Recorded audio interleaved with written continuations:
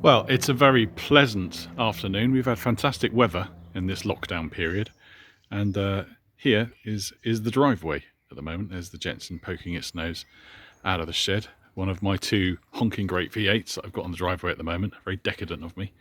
There's a CL500, which I'm working on. It's providing lots of interest. So anyway, Jensen Gate, part 624. So I took the top of the carb off, and I found out that one of the float chambers was full of petrol, which is the major reason why it's been overfueling. And like an idiot, I've done all sorts of things. I've even brought a fuel pressure regulator because I thought that might have been a problem. But really, the major issue was the fact that the float chamber was dangling down and letting petrol into the chamber without being inhibited. So that's why it was overfueling, flooding, and stopping. Basically, it was running really badly, and then basically grinding to a halt as soon as it was asked to idle. Now, one of the thoughts I had about that, because it's been going on for a few weeks, well, a couple of months to be honest, and I've been scratching my head and starting it and wondering why it's not working and trying all sorts of different things, is that we've probably been washing an awful lot of petrol down the bores.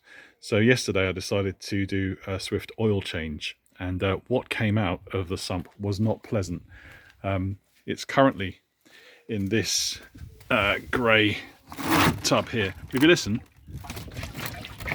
it sounds more like water than oil, and that's because there's an awful lot of petrol in there. So a little tip is, if you are having an overfueling problem, don't do what I did, which is carry on trying to chase it by starting it, running it and playing with it, because actually what you're probably doing is filling the sump with petrol. I don't think I've done an awful lot of damage to the engine, but I'm really glad I didn't suddenly get it started and do a long trip with it, because I think it wouldn't have been lubricating itself very well. So there's the tip. If you're overfueling, if you're flooding the engine, find out why before you run it on a long trip. I'm glad that I didn't.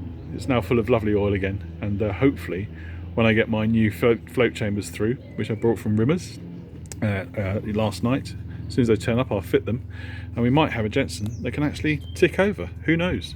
Fingers crossed. There's nutmeg.